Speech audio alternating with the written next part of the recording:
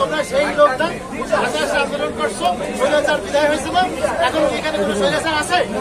তো কোনো স্বৈরাচার না থাকে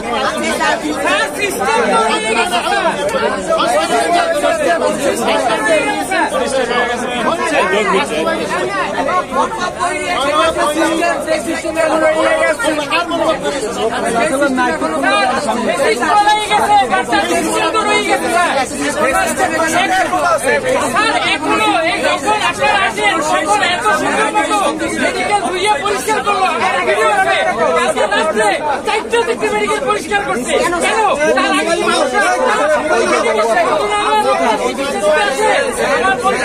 সাধারণ মানুষ আসে।